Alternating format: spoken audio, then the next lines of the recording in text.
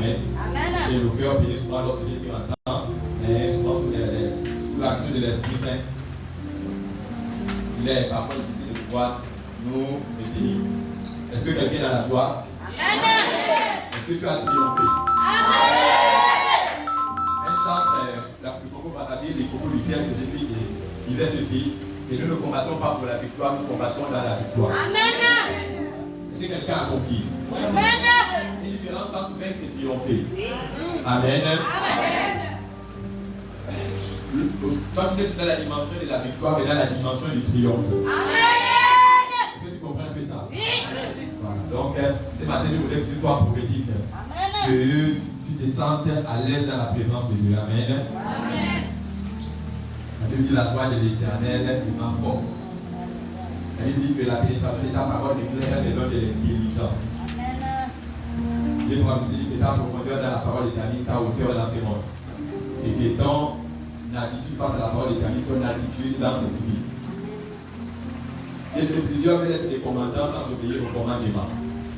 Or, de cet endroit, tu peux soit t'en sortir béni, soit t'en sortir maudit. Amen. Et ma prière pour toi est que tu en ressortes béni de toutes les bénédictions spirituelles dans les lieux célestes en Jésus-Christ de Nazareth. Donc, sans transition aucune, je vais directement entrer dans le vif de notre sujet. Donc, la thématique portée de notre étude s'intitule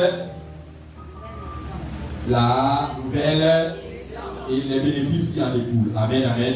Est-ce qu'on peut reprendre ça comme une chorale? 1, 2, 3. Ce n'est pas encore ça. Et les Satan et les démons t'entendent très bien. La nouvelle naissance et les bénédictions. Amen.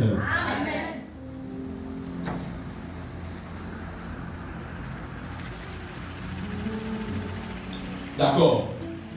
À cause du temps qui nous est imparti, je vais directement aller droit au but, sans faire un léger feedback sur ce que nous avons développé hier et entrer dans la thématique d'aujourd'hui.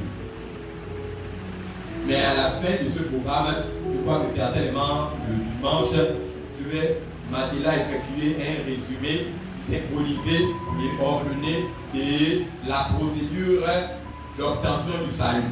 De façon à ce que même des têtes comme cela, au réveil, vous puissiez énumérer les différentes étapes. Amen. Pourquoi? Parce que notre thème, normalement, est titré Comment naître de nouveau et les bénéfices qui s'y attachent. La nouvelle naissance, normalement, peut être enseignée sur une base de 1 an. Comment naître de nouveau, doubler des bénéfices, sinon les richesses de la rédemption qui s'attachent à la nouvelle naissance, faire en lui seul l'objet d'un autre séminaire. Amen. Vous allez vous rendre compte que j'essaie de parler depuis la table de ce programme. Comment naître de nouveau, doubler de la thématique, les bénéfices qui découlent de la nouvelle naissance. Amen. Donc, c'est parce que nous avons, on va dire, 5 jours. Donc, je vais effectuer un résumé détaillé, synchronisé et organisé de toute la procédure de comment nous pouvons naître une naissance de nouveau. De façon à ce que, il disait même au réveil, vous serez capable de pouvoir réciter cela. Amen. Voilà, donc je vais directement entrer dans le vif du sujet.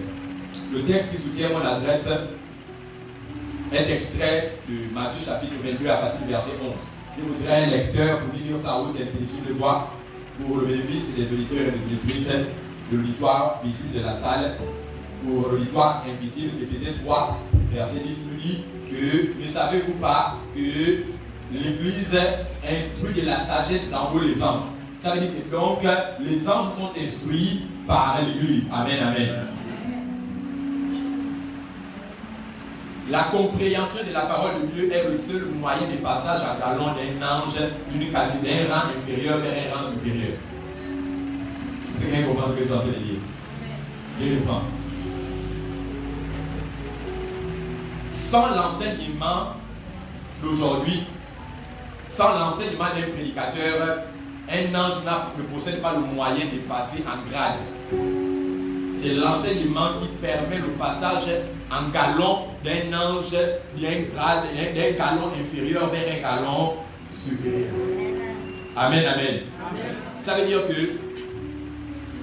bien aimé, Dieu a créé des anges comme des automates programmés pour l'adorer.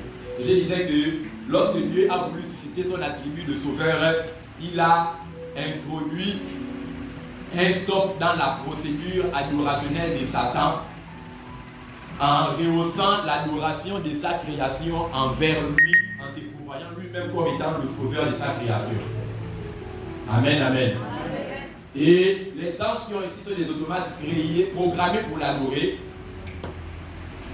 eux ont été créés dans un environnement là où ils ne payent pas les factures d'électricité. Ils ne payent pas l'eau. Ils ne payent pas le loyer de la maison. Amen, amen. Ils n'ont pas faim. Ils n'ont ni soif. Mais cependant, on retrouve quand même des anges dans Apocalypse 12 ou 7 qui se sont rebellés contre Dieu malgré les conditions de confort dans lesquelles ils ont été créés par lui. Or, toi, qui as été créé, Genèse 1,26, à l'image, à la ressemblance de Dieu, toi qui as faim, soif, qui paye l'eau, l'électricité, qui vit parfois dans la misère, le manque et même la misère, toi tu es resté loyal à Dieu jusqu'aujourd'hui. Amen, amen. Ça dit que les anges au ciel se questionnent sur comment est-ce que malgré les conditions difficiles de la vie sur terre, vous êtes resté loyal à Dieu. Amen, amen. Donc il y a certains d'entre vous qui sont l'objet d'admiration des anges. Les anges prennent vos photos et collent ça sur les murs de leur chambre et disent, moi, un jour je voudrais être comme maman Esther. Parce que la manière dont vous vivez, bien avec des difficultés sur terre, fait l'objet de questionnement des anges. Comment eux qui sont dans la grâce, dans la faveur et l'abondance, sont quand même restés déloyaux à Dieu. Genèse chapitre 6, la Bible dit que les fils de Dieu virent que les filles des hommes étaient belles. Et ils descendaient pour les connaître. Amen, amen. Et de cette union, il naquit les géants de la mythologie grecque. Amen. Ça veut dire que toi, tu es dans le christianisme et tu vis une vie de sanctification, mais il y a des anges, les fils de Dieu qui, à cause de la beauté des femmes qui sont sur la terre, sont descendus sur terre pour commettre le péché. Ça veut dire que donc, le chrétien est plus fort que les anges. Amen, amen. C'est parce que tu comprends de quoi je suis en train de parler. Tu vis dans la sanctification, il y a des anges qui ne supportent pas de voir la beauté d'une femme sur terre que toi tu côtoies tous les jours. Et ça, tu comprends que ta mentalité par rapport à ta perception du règne angélique doit changer. Tu es supérieur aux anges parce que toi tu es dans la sanctification, mais eux faillissent devant la beauté d'une femme. Amen, amen. Dis avec moi, je suis plus grand qu'un ange. Voilà. Matthieu 22 à partir du verset 11, est-ce qu'on peut lire ça ensemble? Mais ça nous fait pris le temps pour parler parce que les volets normalement laisser la marge pour qu'on commence à lire.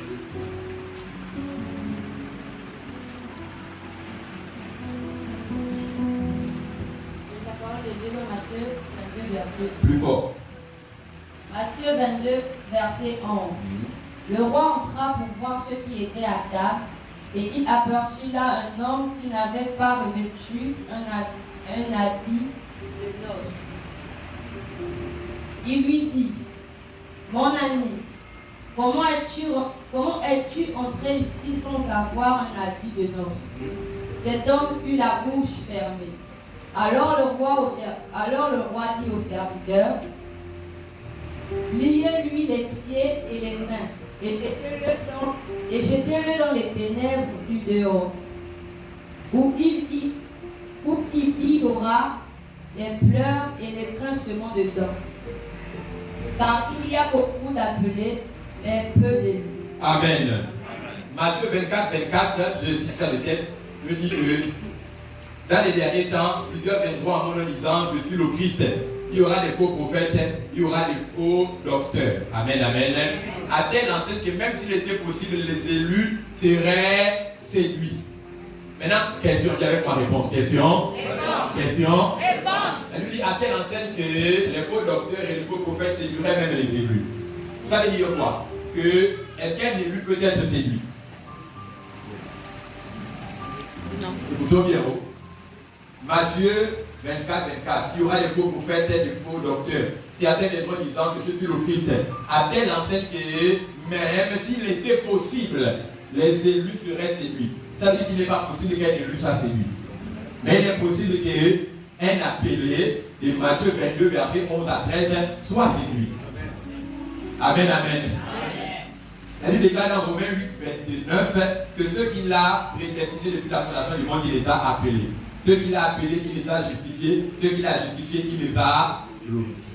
Bien aimé, or le mot église procède du mot grec ecclésia qui veut dire l'assemblée. De ceux qui ont été appelés hors du monde pour un sacerdoce particulier.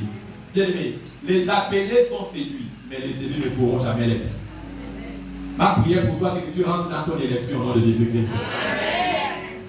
Maintenant, Matthieu 22, 11 ici nous raconte l'histoire du roi qui a organisé le festin des noces.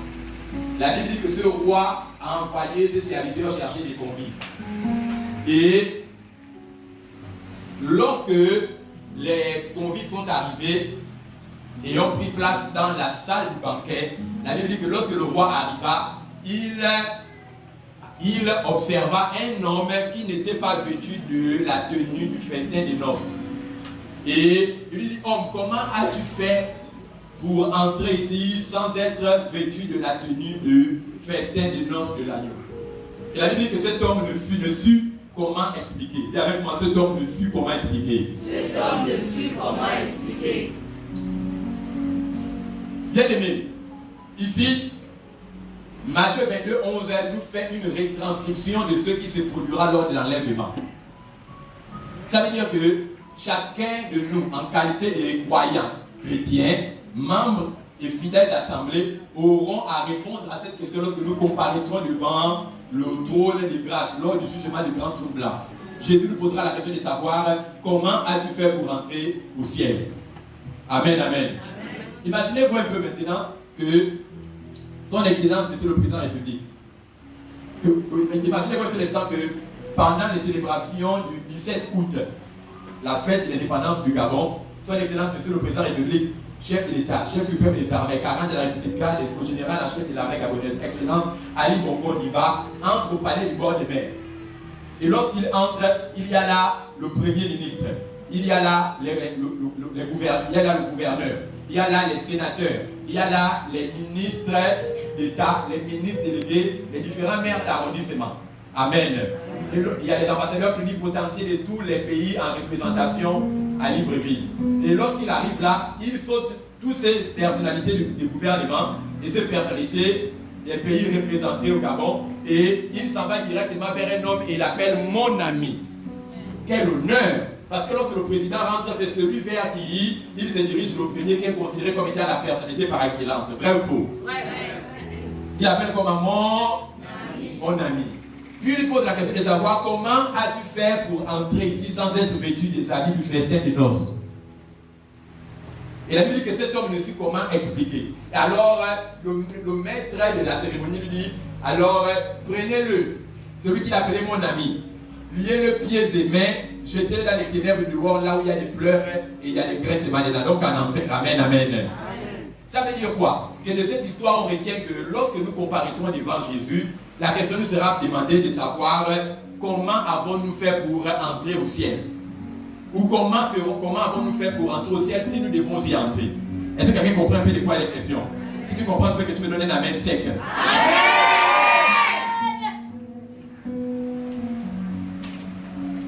Par exemple, Jean chapitre 10 nous dit que Jésus est la porte. Amen. Et la Bible dit que Jésus dit, si un homme ne rentre pas par la porte, mais rentre par ailleurs, cet homme est un voleur. Amen, amen. Amen. Maintenant, qu'est-ce que ça sous-entend? Dans Matthieu 22, verset 11, dans la tradition juive, lorsque un homme important organisait une célébration de mariage et que les gens arrivaient dans la salle des banquets, à l'entrée de la salle des banquets, il y avait là un vestiaire. Et c'est celui qui organisait la célébration des noces qui lui habillait tous ses invités. Même si tu venais en super 160, tu devais te revêtir de ta tenue d'origine pour revêtir la tenue que lui avait cousue pour toi. Donc si la tenue était longue d'un côté et courte d'un autre côté, même si elle ne te plaisait pas, ce n'était pas important parce qu'on n'était pas venu pour te voir toi, mais on était venu pour lui voir lui. Amen. Donc, c'est lui, en fonction de l'estime qu'il vous portait, qui confectionnait une tenue spécifiquement pour vous. Donc, quand il vous retrouvait dans la salle, sans que vous n'ayez la tenue qu'il avait lui-même confectionnée et designée pour vous, vous n'étiez pas accepté au banquet. Amen, amen. La question ici, c'est comment as-tu fait pour naître de nouveau? Vous savez que vous n'êtes pas né de nouveau quand vous n'êtes pas capable de pouvoir répondre comment vous allez faire pour entrer au ciel. Ou bien lorsque vous n'êtes pas capable de justifier comment vous avez fait pour naître de nouveau. Amen, amen. Amen. Amen. Je vais vous prendre une anecdote. Mesdames et messieurs, imaginez que vous sortiez très tôt le matin de chez vous pour aller au travail. Puis après, vous rentrez chez vous à 23h. Et quand vous arrivez chez vous, après avoir le matin fermé toutes les portes et les fenêtres, vous constatez au travers des nappes qu'il y a la lumière. Et vous écoutez une musique. Et une musique même que vous n'aimez pas. Et quand vous regardez au travers des nappes, vous constatez la présence de deux bons messieurs inconnus qui sont en train de travailler dans votre maison. Ils sont en train de nettoyer les carreaux, ils enlèvent les toiles d'araignée dans le plafond, ils sont en train de suer les murs et de faire la propreté de tout l'intérieur de la maison. Amen, amen. Mais vous vérifiez les fenêtres et les portes, tout est fermé hermétiquement. Lorsque vous entrez, est-ce que vous allez dire, vous allez acclamer pour eux, pour dire félicitations pour le travail que vous êtes en train de faire? Répondez-moi. Bien aimé, il y a deux options. Vous allez leur poser la question de savoir comment ont-ils fait pour entrer ici. Si vous ne vous répondent pas, vous appelez la police, on les enferme. Amen, amen. Si vous répondez mal, deuxième option, vous appelez encore la police et on les enferme. Est-ce que la propreté des carreaux, le nettoyage des murs et l'enlèvement des toiles d'araignée dans le plafond sont-ils une mauvaise action? Ils sont en train de faire une bonne œuvre dans votre maison. Mais le problème, ce n'est pas la bonne œuvre qu'ils sont en train de faire dans votre maison, mais le problème, c'est qu'ils sont rentrés par effraction. Ils ne sont pas capables d'expliquer comment ils ont fait pour rentrer dans votre maison. À cause de ça, même s'ils font quand même une bonne œuvre pour vous, vous allez quand même les envoyer en prison. Ça veut dire que, bien aimé, il y a des gens qui sont dans l'église et qui travaillent pour Dieu, ils font une bonne œuvre pour Dieu, mais ils sont en train de rendre à Dieu un service hors de sa volonté. Bien aimé, si tu n'es pas fâché avec moi, acclame le Seigneur. Je sais de quoi.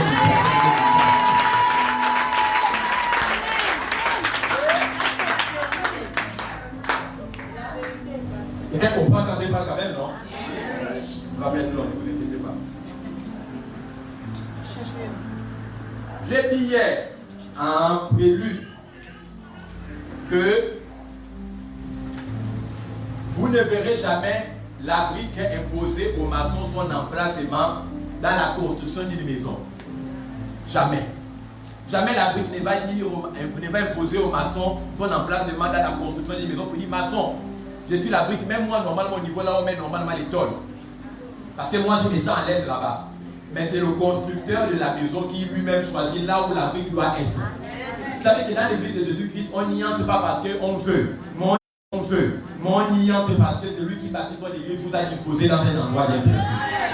C'est pourquoi Éphésiens 8 dit, nous sommes sauvés au moyen de la grâce par la foi sans les œuvres. Et cela ne vient pas de nous. Donne-moi un amen bien. Donc, première chose à retenir pour ce soir, je sais que je ne suis pas né de nouveau lorsque je ne suis pas capable d'expliquer comment je suis né de nouveau. Amen. Maintenant, comment tu es né de nouveau? J'ai besoin de deux personnes. Comment tu es né de nouveau? Bien aimé, est-ce qu'il y a des chrétiens dans la salle ici? Est-ce qu'il y a des chrétiens dans la salle ici? S'il y a un chrétien qui lève vos mains. Bon.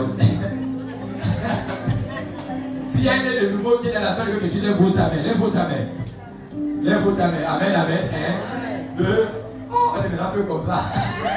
Au fur et à mesure qu'on évolue les mains. Amen, amen. D'accord. Comment maman sait qu'elle est née de nouveau? Passez le niveau. Amen, amen. Je sais que je suis né de nouveau. Si je écoute la parole, je la mets en pratique. Réalise que je suis né de nouveau en écoutant la parole et en la mettant en pratique. Est-ce qu'on peut acclamer pour maman? Amen, amen. En écoutant la parole et en la mettant en pratique. Amen. Quelqu'un d'autre? Est-ce qu'elle est de nouveau pour nous expliquer comment il est né de nouveau? D'accord? Je donne la parole. Frère, laisse-toi pendant que tu parles, parce qu'on est en direct déjà de partout dans le monde dessus.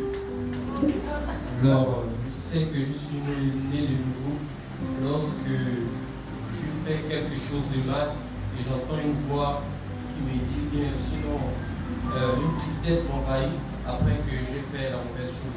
Est-ce qu'on peut acclamer le Seigneur Jésus-Christ? Amen, amen. Une dernière personne. Comment sais-tu que tu es né de nouveau? Mais si tu ne lèves pas la main, c'est que tu es suspect. Matthieu 22, 11. Tu es capable d'expliquer comment tu es né. Allons-y derrière. Si tu mourrais aujourd'hui et que tu arrivais devant le grand trône blanc, Jésus a dit, ma soeur, comment tu as fait pour rentrer si tu dois rentrer au ciel? Je ne sais pas dit quoi. La réponse que tu dois donner aujourd'hui, maintenant, devant moi, c'est ce que tu dois donner à Jésus. Et ce que nous comprenons, c'est que ça signifie. Voilà. Allons-y, maman. Moi, je sais que je suis née de nouveau parce que je suis devenue une nouvelle créature. Parce que tu es devenue une nouvelle créature.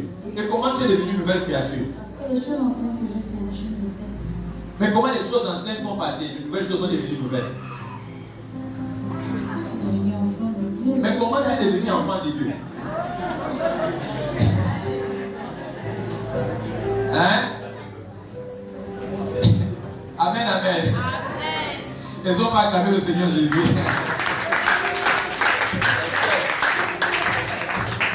Bien-aimé, qui est votre sauveur et votre Seigneur? Tu n'entends pas? Jésus. Qui est votre sauveur et votre Seigneur? Jésus. Ok. J'ai dit histoire, je dis raconte. Histoire. Histoire. Histoire. Histoire. Bien-aimé, considérons que vous vous noyez dans un fleuve. Et que moi je passe dans ma pirogue et que je vous sauve. Lorsque je vous dépose au rivage, est-ce que je vous apprends à expliquer comment je vous ai sauvé de la noyade? Ou bien vous-même, quand les habitants vous demandent qu'est-ce qui s'est passé, vous êtes capable de pouvoir expliciter aux gens comment je vous ai sauvé naturellement?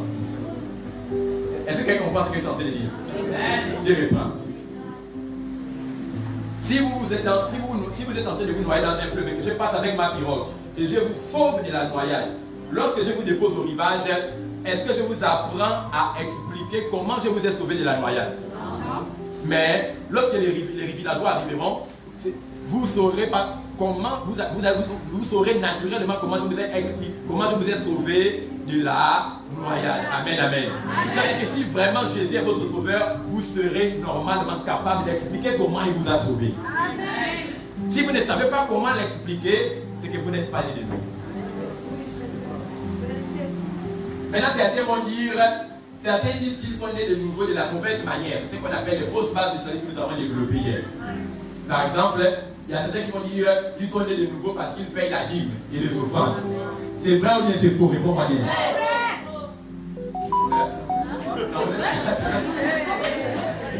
Attendez, vous avez compris la question.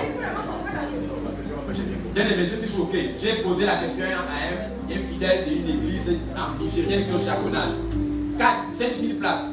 Je lui ai posé la question à un pasteur de là-bas, la question de savoir comment homme de Dieu sait que tu es né de nouveau. Il m'a dit c'est qu'il est né de nouveau parce qu'il est régulier dans les dîmes et les offrandes. Il avait fait 2 ans de formation théologique pastorale dans la Union Chapelle. Je l'ai regardé à l'aéroport, je lui ai dit Seigneur, si le sous-bâtiment est comme ça, tout le bâtiment sera comment? Et ça tout le monde comprend un peu. Si quelqu'un par exemple dit je sais que je suis né de nouveau parce que j'ai donné ma vie à Jésus. Est-ce qu'on peut donner sa vie à Jésus? Il faut me répondre. Oh, c'est comment? Il faut me répondre. Est-ce qu'on peut donner sa vie à Jésus? Comment quelqu'un qui est mort spirituellement peut-il donner à Jésus une vie qu'il n'a pas d'abord? Amen, amen. Bien aimé, Luc 9,60 dit, Jésus dit, laissez les morts enterrer les morts. Bien aimé, lorsque vous n'êtes pas, lorsque votre esprit est mort et que vous êtes en train de pleurer devant quelqu'un qu'on est en train de mettre dans la tombe, bien aimé, tu ne devrais pas pleurer pour lui, mais plutôt pleurer pour toi-même. Parce que toi qui es vivant physiquement, mais mort spirituellement, tu n'es en rien différent de celui qui est mort physiquement et mort spirituellement.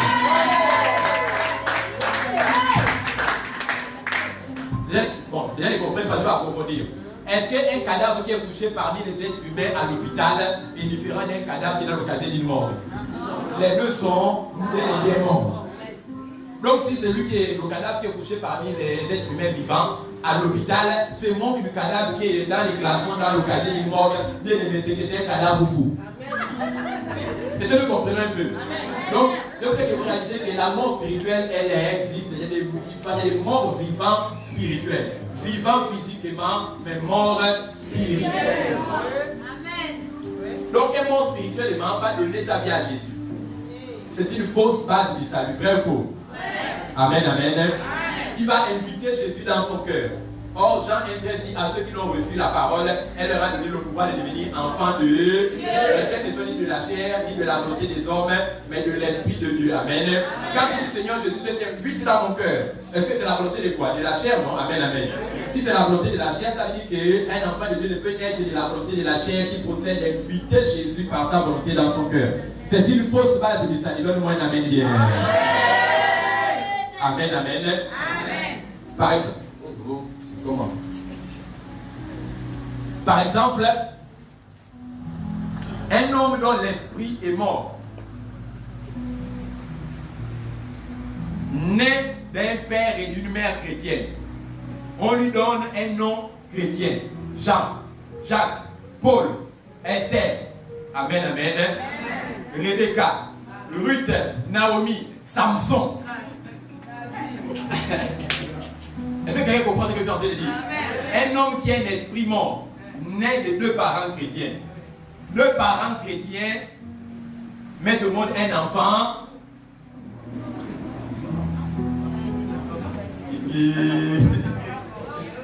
Mais il faut me répondre. Un chrétien qui se marie à une chrétienne met au monde un enfant. Hein? Comment les gens n'arrivent pas à répondre? Un chrétien qui se marie à une chrétienne met au monde un enfant non chrétien. Donc c'est une fausse base du salut de dire que mon père est chrétienne, ma mère est chrétienne. L'addition des deux chrétiens donne un né de nouveau. Amen, amen. Papa, il y a certains qui sont plus avancés que d'autres ici. Il y a certaines choses que je dis en fonction du niveau présent. Amen, amen. Voilà. Parce qu'on dit quand même que Timothée a hérité la foi de sa grand-mère dans le Seigneur. Et les parents croyants sont petits philosophes. Amen, amen. Mais pour le moment, on n'en arrive pas là. On va d'abord rester là où nous sommes. Amen, amen. Mais là, on des choses bizarres. Bien aimé. Donc, un homme dans l'esprit, deux parents chrétiens mettent au monde un enfant. Un chrétien qui marie une chrétienne met au monde un enfant. Pécheur ou païen. Maintenant, deux chrétiens, un chrétien et une chrétienne qui mettent au monde un enfant païen, on donne à cet enfant un nom chrétien. Pierre, Paul, Jean, Jardin clair, bel homme là, belle femme là. Chez eux, quand tu demandes, tu es chrétien, tu es musulman, il te dit, je m'appelle Isaac. Moi, le rapport avec la question. Tu demandes, tu es chrétien et tu es musulman, il te dit, je m'appelle Isaac. Ça veut dire, je m'appelle Isaac. Parce que chez eux, si on t'a donné un nom chrétien à la naissance, par exemple Jonah, ou bien Jacques, pour eux, ça veut dire que normalement, quand tu meurs, Dieu te reconnaît. Tu as le passeport au travers le nom du Saint qui est auprès de Jésus et on t'a donné. Dis avec moi, je refuse le nom de Jésus. Un pays comme le Nigeria, les gens pensent comme ça.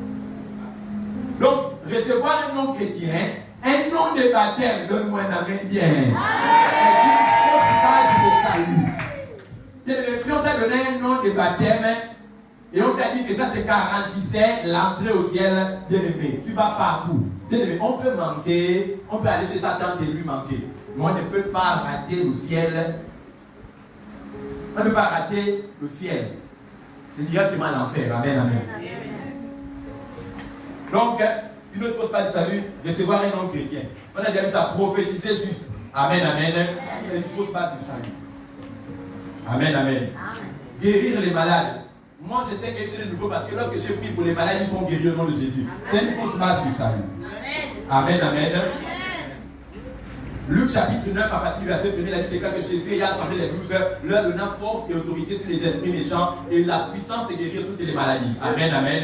Et la Bible dit que les disciples ils les envoyaient deux par deux dans les contrées voisines. Et la Bible dit qu'ils étaient 70. Et lorsqu'ils les réveillent, Pierre dit, Maître, nous avons chassé les démons en ton nom. Jésus leur dit, ne vous réjouissez pas de ce que les démons vous soient soumis, mais réjouissez-vous plutôt du fait que vos noms seront inscrits dans le royaume des cieux. Donc ils chassaient les démons et Satan tombait du ciel comme un éclair, mais leur nom n'était pas encore inscrit dans le royaume des cieux. Donc on peut chasser les démons sans être né de nouveau. Quand il y a des hommes qui disent, moi je sais que je suis sauvé, parce que quand je dis au nom de Jésus, les démons sortent du corps. Amen, amen. Les gens roulent par terre. Fausse base du salut. Donne-moi un amen du nom de Jésus. Fausse base. C'est choquant. C'est choquant. C'est choquant.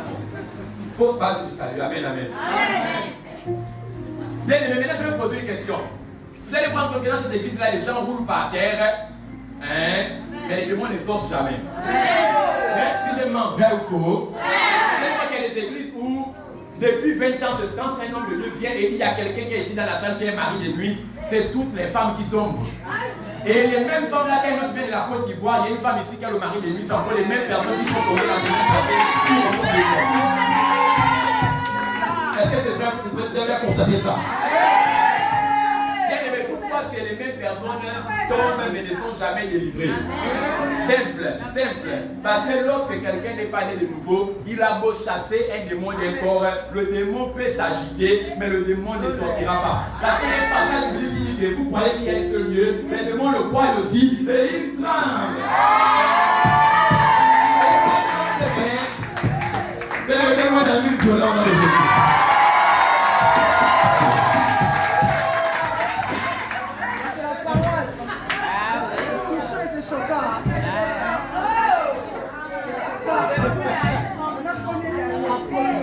Donc, un démon peut trembler dans la manifestation sans qu'il ne sorte. C'est comme vous allez voir que les gens qui tombent sont toujours les mêmes qui tombent. 23 ans dans un ministère, c'est la même personne qui manifeste toujours le même. Un moment. Lorsque Jésus disait sors, le démon sortait une fois pour des bons. Mais maintenant, pourquoi est-ce que quelqu'un qui n'est pas né de nouveau peut chasser un démon? Pourquoi est-ce que quelqu'un qui n'est pas né de nouveau peut chasser un démon? Tout simplement parce que la Bible déclare, Philippiens 2:8, que au nom de Jésus, tout genou dans le ciel et sous la et toute langue doit confesser que Jésus est. Un homme qui n'est pas né de nouveau peut dire un démon, Satan sort de ce corps. Le démon va trembler. Amen, amen. Qui est-il dans ce corps? Le démon va dire, je suis l'esprit de sa grand-mère.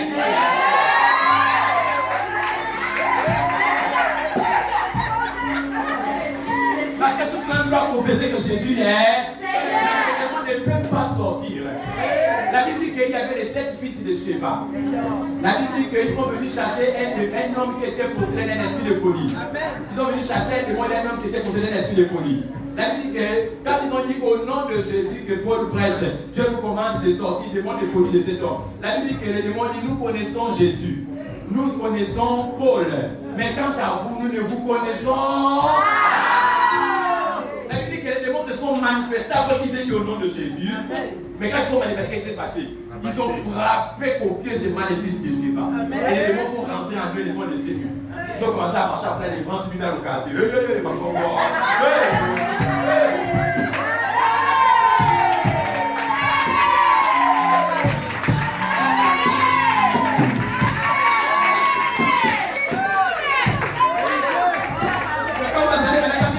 démon dit je ne sors pas. Sors, je ne sors pas. Après il dit non, si tu veux que je sorte, donne-moi un peu d'eau glacée. Je refuse.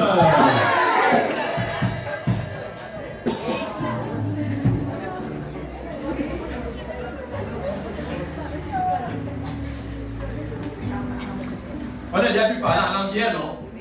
Que le parler en langue ne justifie pas que nous soyons des démons. Amen. On a vu ça dans la Bible. Je peux vous donner les références bibliques. Marc chapitre 5, verset 41. Talita commissaire qui signifie les jeunes filles, lève-toi. Amen, amen. Matthieu 27, verset 47. Jésus a dit, Élie, lama sabachthani. Jésus a parlé en langue, mais pourtant il n'était pas né de nouveau. Comment on sait que Jésus n'était pas né de nouveau? Colossiens 1, 15 et 18 nous dit que Jésus est le premier né de la création de Dieu, Colossiens 1,18 nous dit maintenant que Jésus est le premier-né d'entre les morts par sa nouvelle naissance lors de la résurrection. Donc Jésus qui a purifié les lépreux, qui a ouvert les yeux des aveugles en appliquant l'amour avec sa salive, et il a même recréé de nouveaux yeux. Jésus qui a fait pousser les pieds des expropriés, qui a fait pousser la main des manchots. Jésus qui a dit à Lazare, le 4e jour, Lazare, sort! Et Lazare est sorti. Amen, amen. Jésus qui a marché sur les eaux. Amen. Jésus qui a décollé de la terre vers le ciel. On dit que ce Jésus-là fait tous ces miracles. Il n'était pas né de nouveau. Donc, est-ce qu'on peut faire un homme peut faire un miracle sans qu'il n'y ait, sans qu'il ne soit né de nouveau? Oui. Donc, c'est une fausse base du salut. Maintenant, ok, on va évoluer. Donc il disait, mon père est chrétien, ma mère est chrétienne, moi-même je suis chrétien. Fausse base du salut. Amen, amen. Une autre fausse base du salut, j'ai décidé de suivre Jésus. Amen, amen. Moi j'ai décidé de suivre Jésus. Je sais que je suis né de nouveau parce que j'ai décidé de suivre Jésus. C'est une fausse base du salut. Amen, amen. Histoire, tu dis raconte. Histoire. Histoire. Bien aimé. Imaginez-vous un peu que votre chien que vous avez payé, vous l'avez nourri, vous l'avez dressé. Depuis la phase des tuyaux jusqu'à l'étape des chiens adultes. Et ce chien se réveille un matin et décide de son propre chef qu'à partir d'aujourd'hui, il est le chien du voisin parce que chez le voisin, il mange mieux que chez vous. Est-ce que vous, en tant que son propriétaire, quand vous allez constater qu'il fait maintenant la garde et il y a beau les voleurs du voisin, vous allez le dire non, il continue là-bas, ou bien vous allez prendre la chicotte avec la chaîne pour aller lui chercher des forces. Regardez ça là-bas, vous allez le chercher avec la chicotte. Il faut aller le prendre. Amen, amen. Parce que c'est votre chien. Bien aimé, vous allez le réclamer parce que c'est votre chien. Un chrétien, les chrétiens sont victimes aujourd'hui de l'esprit de réclamation satanique, étant en Christ, parce qu'ils ne sont pas nés de nouveau. Et Satan continue à les réclamer parce que, bien aimé, c'est sa propriété. Il ne veut pas laisser que tu viennes, toi-même décider de suivre Jésus. Il va te prendre chez Jésus et te ramener dans le monde. Et même Jésus ne pourra pas te réclamer puisque Jésus sait que tu es sa propriété et lui est ton propriétaire.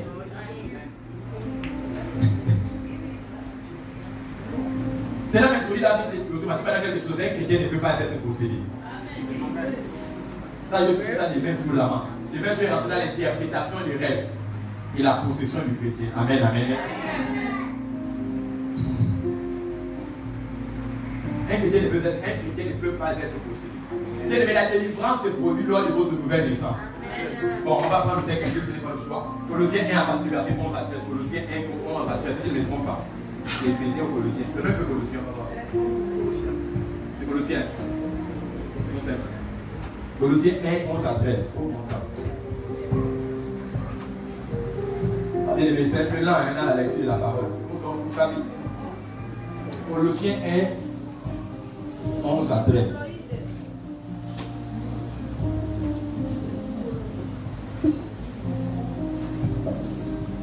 La parole de Dieu dans Colossiens, chapitre 1, verset 11. Fortifiez à tout égard par sa puissance glorieuse, en sorte que vous soyez toujours et avec joie persévérants et patients. Rendez grâce au Père qui vous a rendu capable d'avoir part à l'héritage des saints de la lumière. Continuons. Qui nous a délivrés de la puissance des ténèbres et nous a transportés dans le royaume du Fils de son amour, en qui nous avons la rédemption, la rémission des péchés. Amen. Amen. Amen. Amen. La Bible dit, rendons grâce à Dieu le Père qui nous a délivrés de la puissance des ténèbres pour nous transporter dans le royaume de lumière de son amour. Amen, amen. Maintenant, Éphésiens 2:6 dit quoi? Que ensemble nous sommes ressuscités avec Christ. Et Christ nous a fait asseoir en Dieu, en lui-même. Amen, amen. Ça c'est produit quand vous êtes né de nouveau. Maintenant, elle dit que quand vous êtes né de nouveau, ensemble vous avez été ressuscités avec Et la Bible dit que Christ nous a fait asseoir en lui-même dans Dieu. Et la Bible dit que quand nous sommes nés de nouveau, Colossiens 1,14 maintenant, la Bible nous dit ceci, que rendons grâce à Dieu le Père qui nous a, pendant la nouvelle naissance, délivré de la puissance des ténèbres et qui nous a fait entrer dans le royaume d'amour et de son Fils dans la lumière. Amen, amen. Ça veut dire qu'à quel moment un chrétien est délivré? Un chrétien est délivré lorsqu'il naît de nouveau. Amen. On ne peut donc par conséquent délivrer un chrétien qui est déjà né de nouveau. Lorsqu'un chrétien recherche la délivrance, il n'a pas un problème spirituel, il a un problème de français. Montrez-moi un passage de la Bible là où Jésus a déjà délivré un apôtre. Il y a les hommes de Dieu ici. Est-ce qu'il y a un seul? Amen, amen. Ah, pasteur. Mais la Bible dit que le roi Saül, qui était un serviteur de Dieu, moins par l'Éternel, avait un démon qui rentrait en lui. Et la qui le tourmentait. Amen, amen. Et la Bible dit qu'il fallait que David joue de la harpe pour que le mauvais esprit s'apaise. Bien aimé, il y a une distinction entre le roi Saül et toi qui es aujourd'hui. Amen. Amen. Lorsqu'on passe de la loi vers la grâce, Saül était un roi moins par l'Éternel. Amen. Mais Saül n'était pas rempli du Saint-Esprit. Il était revêtu seulement du Saint-Esprit. Ça veut dire que le Saint-Esprit n'habitait pas en Saül, mais le Saint-Esprit venait couvrir Saül de son ombre. Or, toi aujourd'hui et moi, la Bible déclare que Jésus habite dans ton cœur. Amen, amen. Ézéchiel 36 à partir du verset, je crois, verset dit que je vous donnerai un cœur nouveau. J'enlèverai le cœur de pierre et je vous donnerai un cœur de chair. Je mettrai mon esprit dans votre cœur et mon esprit vous forcera à faire mes commandements. Donc le Saint-Esprit est venu habiter où? Il est venu habiter à côté avec toi. Il est venu sur toi ou il est venu à l'intérieur de toi, réponds-moi. Il est venu à l'intérieur de... Or, j'ai dit hier que l'homme n'est pas un être tripartite. C'est-à-dire qu'il n'est pas un homme esprit, âme et corps. Mais l'homme est un être tridimensionnel. Que l'homme est un esprit, il a une âme et son esprit qui a une âme vive dans un corps. Donc le corps est l'enveloppe normalement de ton être spirituel. Amen, amen. Or, vous allez vous rendre compte que quand vous naissez de nouveau, votre esprit humain recréé est déjà sauvé. Votre âme, selon Romains 12:2, doit être renouvelée. Ne vous conformez pas au siècle présent, mais soyez transformés par le renouvellement de votre intelligence. Or, l'intelligence se trouve dans l'âme. L'âme est le siège des émotions, de la pensée, de la volonté, de la force et de la faiblesse de la caractère. C'est le siège des sentiments. Amen, amen. Et si votre esprit est sauvé, votre âme doit être renouvelée, mais votre corps doit être discipliné. C'est pourquoi il y a une distinction entre un homme spirituel et un homme charnel. Un homme charnel prend les décisions corps, âme et esprit. Mais un homme spirituel prend les décisions esprit, âme et corps. Si tu comprends un peu, donne-moi un amen. Maintenant, pourquoi un chrétien ne peut être possédé? Un chrétien ne peut être possédé, pourquoi? Parce que quand vous naissez de nouveau, l'homme est un esprit. Il a une âme et son esprit qui a une âme vide dans son corps. Amen, amen. Maintenant, quand vous êtes né de nouveau, le Saint-Esprit vit où? Dans votre corps, dans votre âme ou bien dans votre esprit? Répondez-moi bien. Dans votre esprit. Je vais dire quelque chose que vous compreniez bien. Quand Genèse 2:7 dit, créons l'homme à notre image, à notre ressemblance. Amen, amen. Et ensuite, la Bible dit non. Dieu créa l'homme à son image, à sa ressemblance. Amen. Puis, il souffla dans ses narines et l'homme devient une âme vivante. Qu'est-ce que Dieu vient reprendre? Qu'est-ce que Dieu vient chercher quand il vient enlever l'église? Il vient chercher votre âme. Amen. Donc, quand Dieu a créé l'homme un corps, il lui a donné une âme. Et à l'intérieur de cette âme, lui a placé l'esprit humain non recréé de l'homme. Cet esprit humain non recréé est le fauteuil sur lequel le Saint-Esprit normalement vient s'asseoir. Mais si tu comprends bien de quoi il est question, je vais encore reprendre ça. Quand Dieu a créé l'homme un corps, il a donné à ce corps une âme. Et à l'intérieur de cette âme, Dieu a placé son esprit. Ça veut dire que son esprit se trouve, ça veut dire que le Saint-Esprit se trouve à l'intérieur de l'âme qui est dans votre corps. Est-ce que nous comprenons un peu? Maintenant, quand vous naissez de nouveau, le Saint-Esprit vient habiter où? Il vient habiter dans votre corps, je disais, dans votre âme ou bien dans votre esprit? Dans votre esprit, amen, amen. Donc le Saint-Esprit vient habiter dans votre esprit. Dans votre esprit. Ok, maintenant, si le Saint-Esprit vient habiter dans votre esprit, ça veut dire que votre esprit humain récréé est déjà sauvé. Amen, amen. Maintenant, si votre esprit est sauvé, pour l'enlèvement, votre âme doit être renouvelée et votre corps doit être discipliné. Maintenant, si le Saint-Esprit vient habiter dans votre esprit, quand on dit qu'un chrétien est possédé de démons, ça veut dire que le démon, normalement, s'il doit entrer pour habiter dans le chrétien, il vient habiter où? Dans son esprit. Maintenant, si quelqu'un est né de nouveau, le Saint-Esprit vit déjà dans son esprit humain récréé. Maintenant, la Bible, Jésus lui-même dit, il n'y a pas de rapport entre la lumière et les... entre Christ et ma mort, entre Dieu et Bélial. Amen, amen. De la même bouche ne peut sortir de l'eau amère et de l'eau salée. Amen, amen.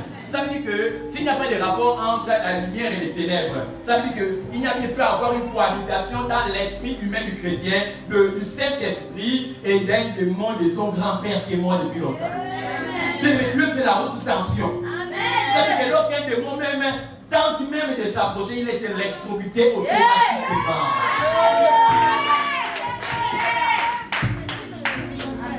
Donc, si ton esprit est déjà occupé par le Saint-Esprit, il n'y a pas de possibilité que Satan vienne encore dans ton esprit et que Satan et Dieu qui soient mis ensemble et dormir le même maintenant que ton esprit. C'est pas possible. Mais pasteur, pourquoi est-ce que je suis chrétien, mon esprit est sauvé comme tu dis, mais je continue de mentir, je continue de voler, je continue de tricher? Simple. La Bible dit, Romains 12 à partir du verset 1. La Bible dit ceci, je cite: je vous exhorte, mes frères, de présenter votre corps à Dieu comme un sacrifice saint, agréable, car c'est là une œuvre raisonnable. Ne vous conformez pas au siècle présent, mais soyez transformés par le renouvellement de votre intelligence. On a dit que l'âme, c'est le siège de la pensée. Amen, amen. Ça veut dire que même si ton esprit est sauvé déjà, mais ton âme doit être renouvelée, parce que si ton âme n'est pas renouvelée par la parole de Dieu, parce que ton âme, si ton esprit est sauvé, ton âme et ton corps, eux, ne sont pas encore sauvés. Donc parce que ton esprit est sauvé et que ton âme et ton corps sont restés les mêmes, ton âme, ton esprit qui est sauvé ne va pas empêcher à ton âme dans laquelle il y a tes pensées de pouvoir penser à folie. Ne va pas empêcher à ce que quand tu penses à quand il fait frais, tes pensées t'amènent encore à fumer la cigarette. Que quand il fait chaud, tes pensées te recommandent encore d'aller boire une bonne bière fraîche.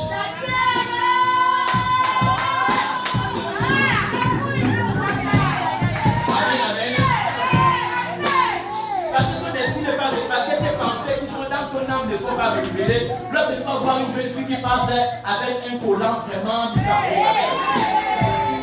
tu vas commencer à même temps convulser que je vais attaquer.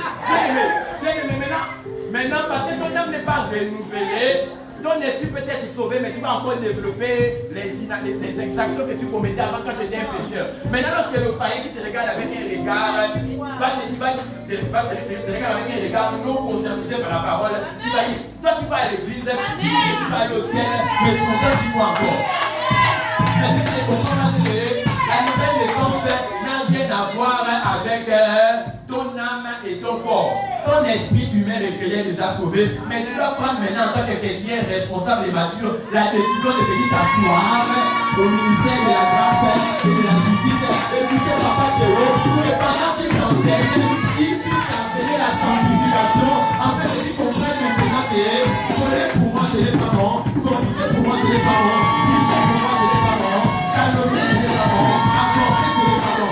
C'est lorsqu'ils vont t'amener ces choses-là que ton esprit, tes pensées seront renouvelées et que maintenant, tu vas maintenant, et ton âme va maintenant se conformiser à la transformation qui avait déjà pris place dans ton esprit. Papa Théo prêche, mais c'est fort.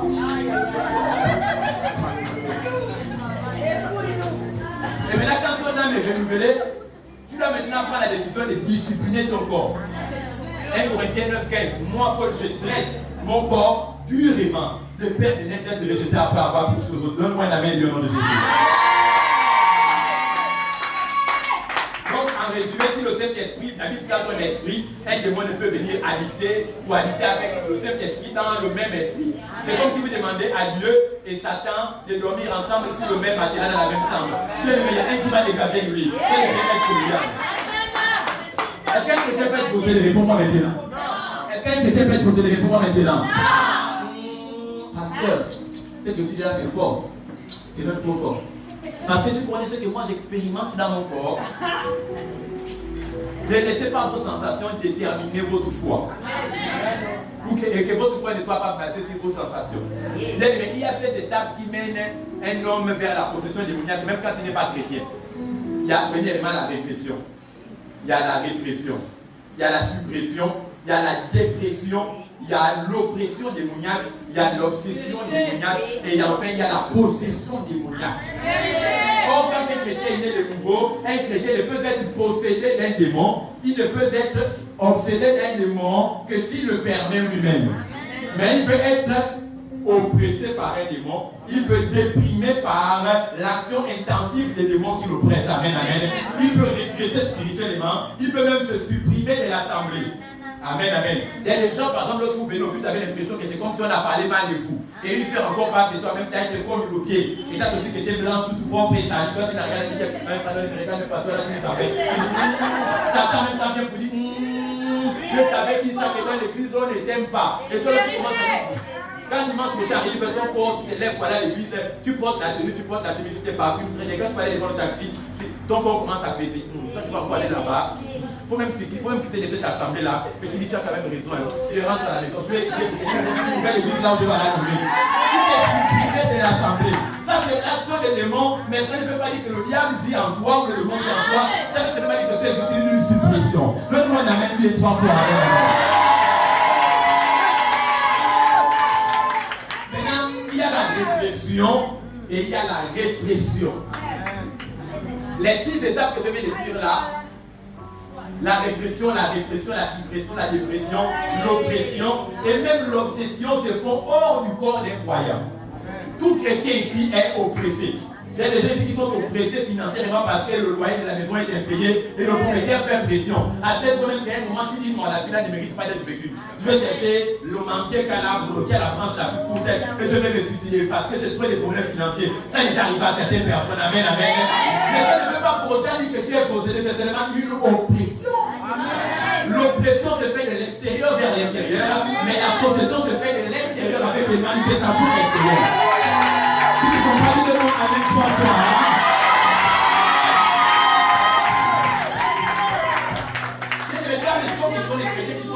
Ça me choque que ce sont les chrétiens qui sont les plus ignorants de leur identité en Christ. Amen. Lorsque tu es dans le lycée, tu regardes Bachata.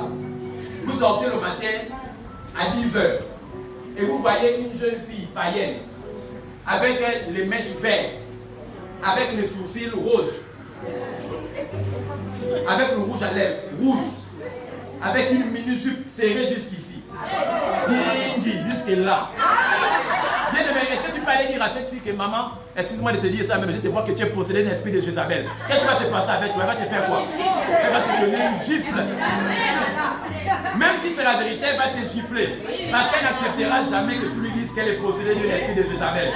Mais par contre, lorsque nous venons maintenant à l'église et qu'un pasteur dit, maman, je te vois là-bas, toi, je vois que tu as un esprit de Jézabel, un esprit de sirène, tu te marches. Je lui dis, dis tout papa, dis tout papa. Qu'est-ce que ça veut dire? Ça veut tout simplement dire que la païenne est plus consciente de son identité en Christ que toi, le chrétien, de ton identité en Christ.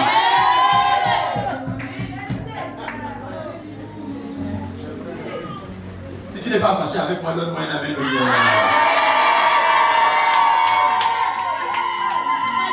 À cause de ça. Donc, il décidait de suivre Jésus s'il faut se battre du salut. On a déjà vu ça confesser les péchés. Des minutes, il faut se battre du salut, lire beaucoup la Bible. Dis avec moi, lire beaucoup la Bible.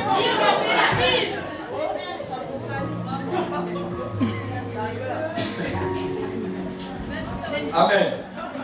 Vous allez souvent entendre des chrétiens comme ça. Vraiment, comment tu sais que tu es né de nouveau?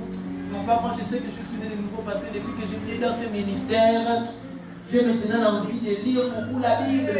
Alors qu'avant, quand je lisais la Bible, je m'endormais. Vraiment, Dieu est bon. Je sens que je suis sauvé. Il y avait mon fausse base du salut. Bien aimé, la Bible dit à Actes des Apôtres, chapitre 8, à partir du verset 1er, qu'il y avait un homme eunuque éthiopien et intendant de la reine Candace d'Éthiopie. La Bible dit que pendant qu'il était sur son char et qu'il avait le livre mythique du prophète Isaïe ouvert, La Bible dit que Philippe reçut l'instruction du Saint-Esprit de l'aborder. La Bible dit que Philippe lui posait la question de savoir, quel regardes-tu? Il dit non, je lis actuellement le livre du prophète Isaïe, mais je ne comprends rien de ce que j'ai lu. C'est-à-dire que quelqu'un peut lire la Bible sans comprendre ce qu'il lit et ne pas être né de nouveau. Est-ce que c'est dans la Bible? La Bible dit qu'alors Philippe commença à lui prêcher l'évangile, la bonne nouvelle en commençant depuis le livre de Genèse. Amen, amen. Jusqu'à l'arrivée de Jésus, la Bible dit que cet homme naquit de nouveau pendant qu'il était dans son char. Et Philippe lui dit non, trouvons un endroit où il y a de l'eau profonde et il le baptisa là. Et cet homme fut né de nouveau. Et la Bible dit que l'Esprit enleva Philippe et le transporta 48 km dans un autre pays. Amen, amen. Amen, amen. Quelqu'un peut avoir le désir de lire la Bible sans être né de nouveau. Si c'est dans la Bible, moi, amen bien. On lit beaucoup la Bible depuis que tu es né de nouveau, c'est une fausse base du salut. Avoir une vision d'un ange. Acte 11, 13, 14, on a dit ça hier. Fausse base du salut. De prier avec le chapelet. Ça là, c'est une fausse. Regardez. Fausse base du salut. Dis avec moi, fausse base du salut. Prier avec le chapelet. Jean 1, 13, lorsque tu pries avec le chapelet, c'est toi qui décides de prier avec le chapelet. Si tu décides, c'est que c'est ta volonté. Or, à tous ceux qui l'ont reçu la parole, elle aura donné le pouvoir de devenir enfant de Dieu. Lesquels ne sont nés de la chaîne de la volonté mais de l'esprit de Dieu. Quand tu décides de prier avec le chapelet, c'est ta volonté qui s'accomplit.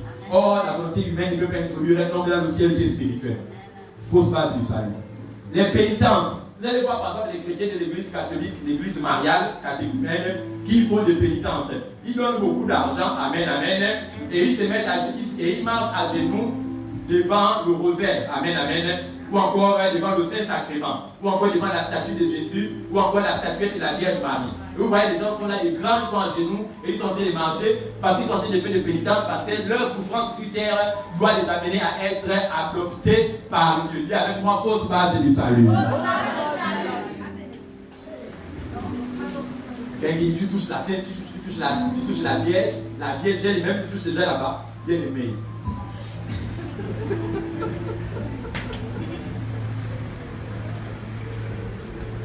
Oh. Bien aimé, je sais que je suis de nouveau parce que après que le pasteur ait prêché, il m'a demandé de venir devant, il m'a demandé de répéter après lui. Seigneur Jésus, je te donne ma vie, je te donne ma vie. Je reconnais que je suis un pécheur. Je reconnais que je suis un pécheur. Amen, amen. Et ils disent non, j'ai confessé Jésus. Selon Romains 10, 8 à 10. Est-ce qu'on peut un peu parler de ça? Amen, amen. Bien aimé, si une enseignante de l'école primaire écrit au tableau Papa Théo est mon papa, et qu'elle demande à tous les élèves de sa salle de classe de répéter après elle, Papa Théo est mon papa. Ils vont tous dire quoi? Répétez après moi. Papa Théo est mon papa. Je n'entends pas. Papa Théo est mon papa. Tu le répètes, tu vas dire que tu t'éteins. Maintenant, quand tu dis papa, quand tu répètes après la maîtresse, Papa Théo est mon papa. Est-ce que tout le monde qui est dans la classe ici, ou qui est dans la salle ici, voit Papa Théo comme son véritable papa? On dit la même chose, mais l'intention dans le cœur n'est pas la même parce que chacun reconnaît qu'il a son vrai papa. C'est-à-dire que lorsqu'on répète la prière de confession de Jésus après l'homme de Dieu, on répète seulement, mais celui qui ne t'a pas engendré ne peut jamais devenir ton père. Amen. Est-ce que tu comprends un peu de quoi est la question? Mais pasteur, il y a un verset qui te contredit. Romains 10, 9 à 10. Si tu confesses de ta bouche le Seigneur Jésus, si tu crois dans ton cœur que Dieu l'a ressuscité dans tes morts, tu seras sauvé. Car c'est en confessant de la bouche que l'on parvient au et en croyant du cœur que l'on parvient à la tout ce qu'on a enseigné, ça ne sont pas nés de nous. Pourquoi? Simple. Bien aimé, quand vous lisez un texte, il ne faut pas commencer par les derniers versets. Il faut commencer par l'eau pour comprendre, pour restituer le texte dans son contexte, pour avoir le contexte du texte. Ça veut dire quoi? Il faut se poser les questions suivantes en théologie. On dit qui parle, à qui il parle, dans quel contexte il a parlé, quel était l'environnement qui prévalait, quels étaient les us et les coutumes qui étaient en exercice au moment où ça c'est la scène s'est déroulée. Amen, amen. Maintenant, prenons Romains 10, 8. Commençons à partir du verset 8. Verset 8. Là, bon, je peux dire ça de tête, mais disons, parce que c'est un endroit principal. C'est là où les gens disent qu'ils sont nés de nouveau, alors que c'est faux. Romains 8. Romains 10, 8 à 10. Romains 10, 8 à 10. Nous vient plus vite. Le temps. Quelle heure? Ça, bien aimé, le 22 17, comme la blague.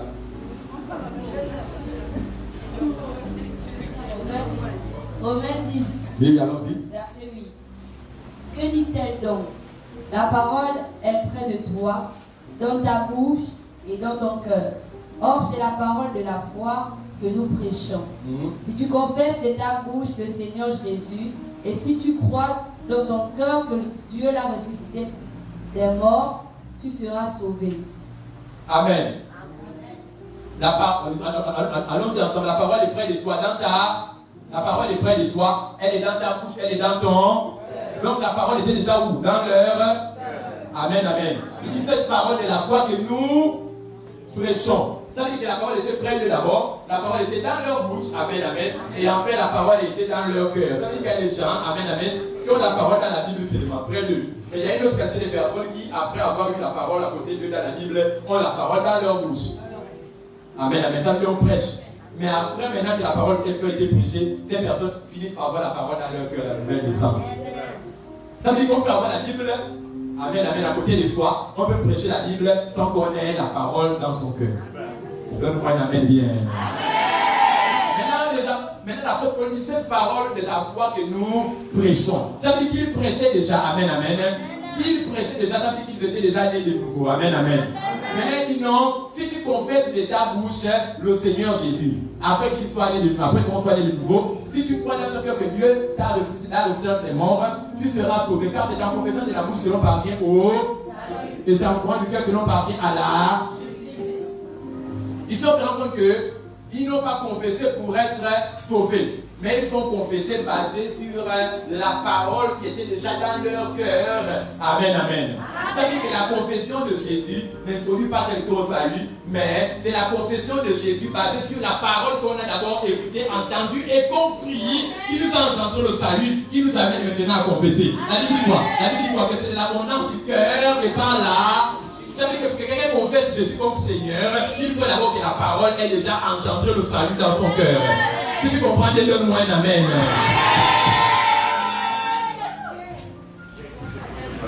Hein? Voilà, 2 Corinthiens 4 dit, j'ai cru en la parole qui m'a été prêchée, c'est pourquoi j'ai confessé. Amen. Donc, bien aimé, si on t'a dit que c'est en venant devant, tu fermes les yeux. Et là, sort le mouchoir est là.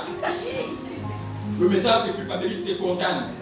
Tu viens te repentir, tu confesses tes péchés, mais puis après, tu répètes après moi. Seigneur Jésus, je confesse comme ton Dieu, je te confesse comme mon Seigneur et mon Sauveur, mais tu n'es pas dit. Jamais. Dites-moi un seul passage, on dit que c'est en répétant après le prédicateur qu'on va au ciel. Il y en a même plein seul. Il y en a plein seul. Aucun apôtre n'a fait ça. Après une prédication, il a demandé donc qui veut être né de nouveau. Levez la main. Approchez-vous devant. Répétez après moi. Et Pierre maintenant dit Seigneur Jésus. Et le peuple dit Seigneur Jésus, je t'accepte dans ma vie. Vous avez déjà lu ça dans la Bible depuis que vous lisez. Est-ce que vous avez déjà lu ça dans la Bible? Mais pourquoi on fait ça aujourd'hui ici? Dans les églises, dans le Gabon. C'est Dieu qui connaît. C'est Dieu qui connaît. Acclame le Seigneur Jésus-Christ. Ok, maintenant. D'accord. Bien aimé, je veux te dire une chose. Que les situations que tu traverses, en conclusion, je veux te dire que les situations que tu traverses ne définissent pas ton identité de sauvé ou de non sauvé. Amen, amen. La Bible nous parle de cette femme qui avait été surprise en flagrant d'adultère par les docteurs de la loi des pharisiens et le scribe. La Bible dit qu'elle fut menée à Jésus. Et lorsqu'elle fut menée à Jésus, la Bible dit que les scribes dirent à Jésus, disent, selon la loi de Moïse, il est écrit qu'une femme surprise en flagrant délit d'adultère devrait être crucifiée. Amen, amen. Ou lapidée, dis avec moi lapidée. Lapidée. Je n'entends pas. Et la Bible dit que, et ils disent à Jésus, que toi, que maître, toi, que dis-tu? Et la Bible dit que Jésus s'est mis à écrire sur le sol. Et la Bible dit que lorsque Jésus dit, celui qui n'a point péché, qu'il jette la première pierre. Et la Bible dit que se regardant les uns les autres, s'accusant entre eux-mêmes, ils allèrent à laissant tomber leurs pierres. Amen, amen. Je vais te dire quelque chose ici. L'esprit des pharisiens qui avait surpris cette femme en flagrant d'adultère voulait mettre un point final à sa vie. Mais lorsque Jésus est venu, il a mis une virgule à sa vie pour dire que son histoire continue. Amen, amen. C'est ce qu'on appelle la ponctuation de Dieu dans ta vie. Mais il y a des gens qui ont voulu mettre un point final à ta vie, mais lui a dit ce n'est pas le point final, il met un point virgule pour dire son histoire continue. Amen, amen. Et après avoir mis le point virgule, lui a mis un point d'interrogation à ta vie. Et les gens commencent à se dire, est-ce que c'est la même personne qu'on voulait tuer là? Est-ce que c'est la même personne qu'on croyait galérer là? Est-ce que c'est celle qui était célibataire depuis 20 ans là? Est-ce que c'est celle qui n'avait pas enfanté depuis 20 ans? Est-ce que c'est celle qui était au chômage depuis 30 ans? Qui a trouvé le travail? Parce que tu as mis un point d'interrogation à ta vie. Ils vont commencer à se demander si c'est la même personne qu'ils vont côtoyer avant qu'ils voient aujourd'hui véritablement. Amen, amen. Et comme ça ne suffisait pas, Dieu va maintenant mettre un point d'exclamation à ta vie. Les mêmes personnes qui s'interrogeaient, c'est vraiment toi qui sont venus dans la galère, vont commencer à dire, je la persécutais parce que tout simplement, je voulais développer en elle, ressortir en elle la capacité qui se cachait en elle. J'ai empêché cet enfant de prier parce que je voulais en fait qu'elle prie plus. Amen, amen. Et les gens vont commencer maintenant à vous reconnaître pendant que vous avez rejeté dans le passé. Amen, amen. Mais tu ne s'arrêtes pas dans ta configuration dans ta vie. Dieu va maintenant mettre 3 points de suspension. Amen, amen. Ça veut dire que les gens maintenant commencent à dire, regarde la manière dont elle prospère là. Regarde la façon dont elle voyage chaque fois pour aller acheter la marchandise à Dubaï, en Chine, en Corée du Sud. Regarde comment elle s'est mariée. Après le mariage, elle fait 20 ans stérile. En même temps, elle a fait le triplé du coup. En même temps, elle a ouvert un business. En même temps, elle a trouvé le travail. C'est sûr qu'elle est rentrée dans les mauvaises choses. Les gens vont commencer à dire que tu es rentré dans les mauvaises pratiques alors que tu n'as rien fait. Parce que Dieu va laisser les gens dire maintenant des choses vous concernant que peut-être que vous-même vous savez que vous n'êtes pas à l'intérieur. Si c'est la cause de moi, un amen. Amen. Je te dis quelque chose. Le premier signe à l'école maternelle primaire qu'on nous a appris en arithmétique, c'est le signe d'addition, le signe plus. Mais c'est pas lorsque quelqu'un commence la vie dans le monde, vous allez vous rendre compte que s'il a une voiture, il va vouloir en avoir une deuxième. S'il a une maison, il va vouloir avoir une deuxième maison. Amen. S'il a un magasin, il va vouloir avoir 2 magasins. S'il a 2, il va vouloir avoir 3. S'il a une femme, il va vouloir avoir combien? Ou un deuxième niveau. Pourquoi? Parce qu'il a été inséré dans le système de pensée de l'homme comme premier signe d'arithmétique à l'école élémentaire primaire, le signe d'addition. Mais maintenant, lorsqu'on quitte du monde séculaire pour venir en Christ, vous allez vous rendre compte que Dieu a introduit un nouveau signe dans votre vie. C'est le signe de la soustraction. Vous allez voir que quand vous venez en Christ, vous allez commencer à perdre les amis que vous aviez auparavant. Amen. Vous allez commencer à perdre cet oncle qui avait les bras longs dans le gouvernement pour trouver le travail. Cet oncle qui avait un grand nom dans la famille. Certaines sœurs ont commencé à perdre le chic que tu aimais bien, le choc et le chèque qui te finançait même. Pensez que c'est terminé dans ta vie, tout est déjà mort. C'est là où Dieu va introduire un troisième signe dans ta vie, le signe de la multiplication. Et Dieu, les choses que vous avez perdu, Dieu va vous restaurer ça au centuple. Et il va vous donner que le Seigneur, le gardien, que le Seigneur va manger, pour que vous les années que le Seigneur a restauré. Bonne année bien. Oh, ça, merci Seigneur. Maintenant, je vais rapidement rentrer dans la deuxième phase de mon thème. Les bénéfices attachés aux familles. Comment naître de nouveau les bénéfices qui en découlent. Amen, amen. Premier, aujourd'hui, non seulement que tes erreurs, tes ratés, tes fautes, tes faux pas, le fait de manquer le but, ou encore le fait de manquer le tir, n'altère pas ton identité de saint. En Jésus-Christ de Nazareth. Est-ce que quelqu'un comprend un peu? Le mot péché en grec veut dire amartanamou, qui veut dire fauter, rater, faire un faux pas, trébucher, qui veut dire manquer le but ou manquer le pas. Amen, amen. Pour lequel Dieu nous a envoyés sur terre. Est-ce que quelqu'un comprend maintenant? Il disait que l'un des bénéfices de votre nouvelle naissance, c'est que quand vous êtes né de nouveau, vos ratés, vos fautes, vos erreurs, le fait que vous ayez trébuché face à une faiblesse, ou encore le fait que vous ayez manqué même le but pour lequel Dieu vous a envoyé, n'altère pas votre nature de saint en Jésus-Christ de Nazareth. Amen, amen.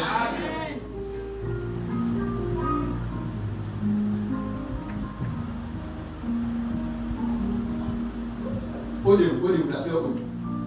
Voilà comment on appelle l'école qui a été dit là, qui a été demandée là. CS Bac Aviation. Voilà. Mesdames et messieurs, il y avait une histoire. Qui est-il qui raconte histoire?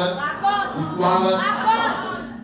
Mesdames et messieurs, le pasteur Bébé Méry, résident du quartier Tchéguet, il y a 10 ans de cela en arrière, se rendait de chez lui, Tchéguet, pour son école, pour son lycée. Lycée Bac Aviation. Et cette zone marécageuse, et pendant que j'ai râlé la distance de chez moi, du quartier Tchéguet pour le lycée Bac Aviation, il avait plu. Et le pont était inondé.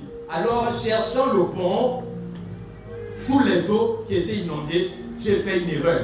J'ai trébuché, j'ai manqué le pas, j'ai raté le but et je suis tombé dans les profondeurs des eaux. Mais dans les profondeurs des eaux, je me suis rendu compte d'une chose. Pendant que je nageais pour sortir de l'eau, je n'étais pas devenu un poisson. J'étais toujours un être humain. Ça veut dire quoi? Que lorsque un chrétien qui est saint par la nouvelle naissance tombe dans le péché, il ne devient jamais un pécheur. Amen. Il reste toujours un saint. Amen. Qui s'ignore seulement et qui opère dans le mauvais environnement, le mauvais endroit. Ici que tout papillon volant dans les rues de Port-Gentil a été jadis une chenille. Combien savent ça? Que tout papillon volant dans les rues de Port-Gentil a été jadis une chenille qui rampait sur le tronc d'un arbre. Mais bien aimé, lorsque la chenille, le papillon vient se poser sur la branche d'un arbre sur lequel une chenille est en train de ramper, est-ce que ce papillon devient à nouveau une chenille? Ce papillon reste toujours un papillon. Le papillon reste toujours un voltigeur et la chenille reste toujours un rampant. Oui. Ça veut dire que bien aimé, même s'il t'arrive parfois que tu tombes dans le péché, ça ne fait pas de toi un pécheur, tu es toujours un saint. Ça veut dire quoi par là? Est-ce que il faut encourager le péché? Non, loin de là. Loin de là, jamais de là. Mais ça veut dire tout simplement que, bien aimé, que Satan ne t'accuse pas en te disant que tu n'es pas capable de servir Dieu. Tu n'es pas capable de recevoir ta bénédiction parce que tu as peut-être commis une erreur. La Bible nous dit tombera 7 fois, s'élèvera 7 fois, 77 fois. Amen, amen bien. Lève-toi et acclame le Seigneur Jésus-Christ de Nazareth.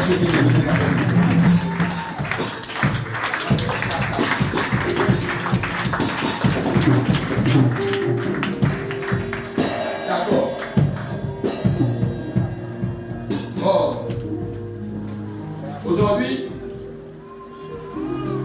on n'a pas terminé, ce n'est pas grave. Pourquoi avoir? Tu parles. Oui, est-ce qu'on peut acclamer le Seigneur Jésus-Christ? Est-ce que quand j'ai parlé, j'étais là déjà? J'étais déjà là quand j'ai parlé. Amen, amen. Est-ce que vous voyez que, bien aimé, ça ne va pas empêcher de souligner le deuxième cas, bien que le premier ne soit pas le deuxième. Pourquoi? Parce que le taux de réussite là-dedans est de 100%. Amen, amen. Si quelqu'un d'autre, même toi, tu vas laisser le micro pour trouver une fin pour t'esquiver.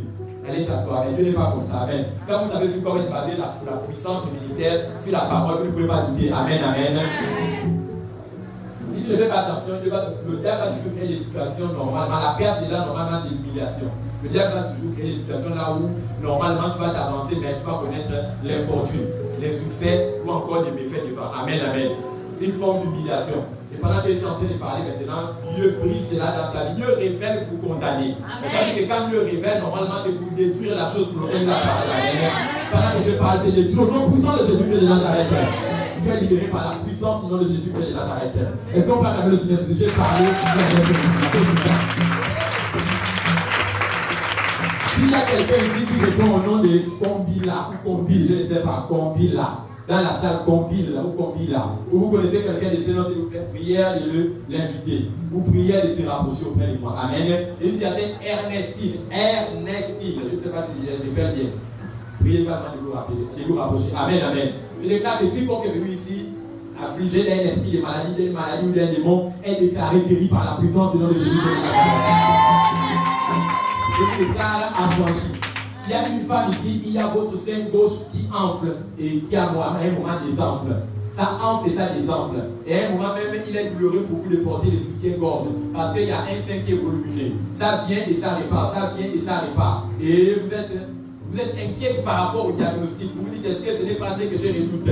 Amen, amen. Vous êtes dans la salle, s'il vous plaît, n'ayez pas honte, n'ayez pas honte. Vous avez un sein qui vous fait mal. C'est comme s'il y a il y a un abcès ou quelque chose comme ça, viens, ça répare, et vous vivez dans la phobie, dans une crainte permanente de ceci. Vous êtes dans la salle, n'ayez pas peur, Dieu parle parce qu'il veut vous racheter maintenant. Amen, amen.